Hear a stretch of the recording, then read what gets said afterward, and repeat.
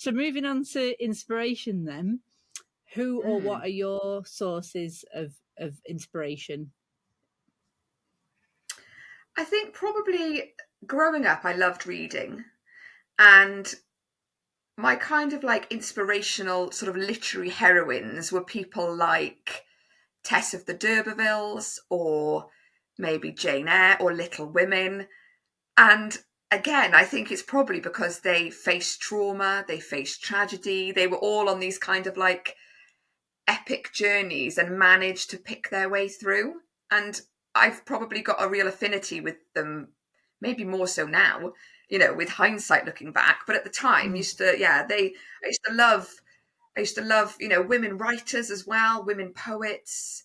So it's obviously, I think I've always been quite bold, um, always been quite sort of outspoken, definitely say things that people have told me before, you need more tact, when actually I've said, well, I'm just truthful. And, I like honesty and I like truth. And yes, sometimes it can hurt, but I'm not meaning it in a horrible or a detrimental way or a malicious way. I just like being honest and open. So yeah, I think those kind of literary heroines probably inspire me. Anyone really with inspirational stories of sort of grit, determination, triumph over adversity. Yeah, that's where my inspiration probably comes from. Yeah, so it sounds like you were very heavily into the literary world and literature, and so that's inspired you to become a writer yourself, would you say?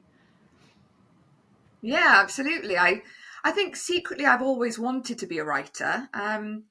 I used to write poetry, and normally for sort of like big occasions, like family weddings or funerals, or when people were, going through sort of big changes in life, maybe like births or, those kind of things.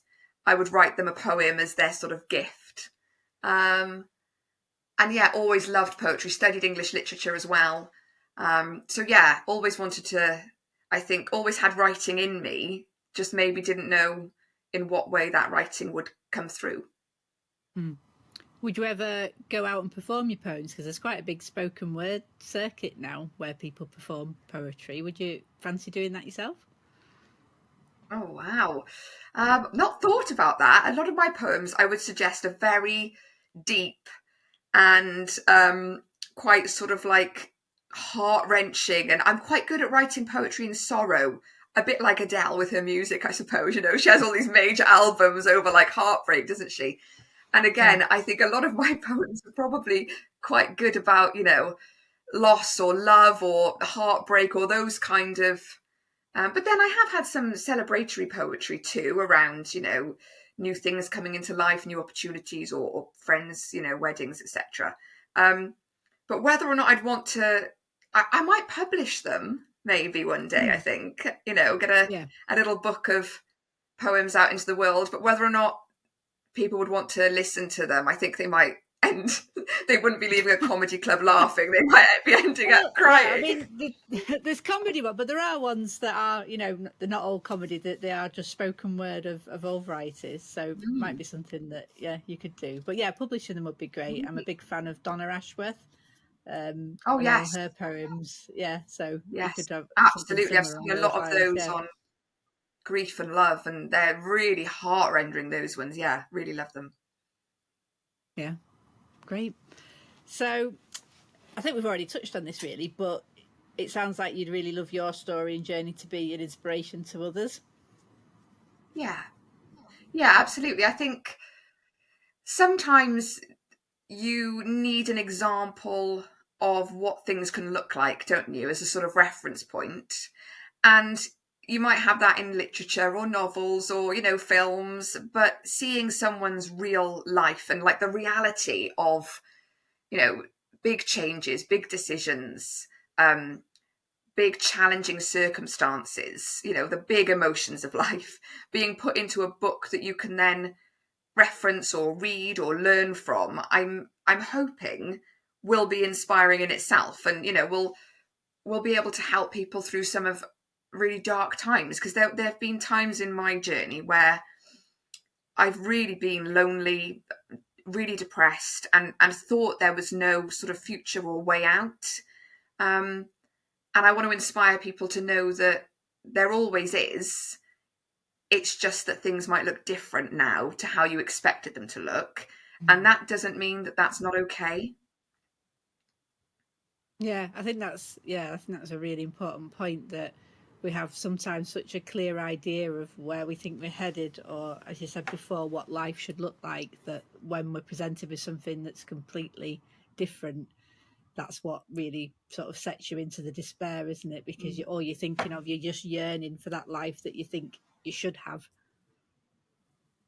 I mean, I've called it in my book, and other people do, living grief, because it's a grief for something that you can no longer have what you used to have. And Mm. sometimes that can be really hard. So, I'd love, for example, like physically, used to go hiking a lot, at waterfalls, or I used to go running. I used to be really physically active, which I can't be anymore. But instead of looking at that as a dead end and saying, well, I need to, I'm mourning for that bit of myself that I used to have. Actually, now it's more about, well, what can I do?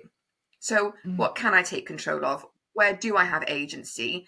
What is available to me now, in this current situation? If I'm accepting this situation truly as it is right now, what can I do? And then that tries to bring you back from the kind of ruminating on the past. And it's, I've found it really difficult to be in the present moment, because I've done a lot of, ruminating on what used to be and how life used to be, and also a lot of thinking about the future. Well, what will life be and what could it be? But being in the present moment, um, it can really help you ground you and bring you back to life as it is right now, and stop you looking back at that sort of grieving and that mourning. It's almost like you have to mourn and, close that chapter on that bit of life. And now you're opening Mm. a new chapter with, new parameters and with new opportunities that, 5 years ago, I wouldn't be on a podcast with you talking about moving from illness to wellness. So Mm. actually, there are positives to come from everything. There are learnings to come. There's a way that, as you said, you can, transmute that trauma, that pain, that suffering. You can turn it with time, with growth, with development. You can really turn it into something positive. Yeah, I love that. What can I do? I think that's a great little phrase. I think anybody could use and apply to any situation. And say, well, this is the hand I've been dealt. What can I do? Yeah, I love that. So is the hope that you'll sort of grow a bit of community around your book, and get out there and talk about it and meet people, and sort of have forums so that other people can find a group of people in the same position? Yes, absolutely. I want to be able to sort of bring my story to the world, hopefully be published and flown globally to talk to everyone at book launches, which would be amazing, wouldn't it?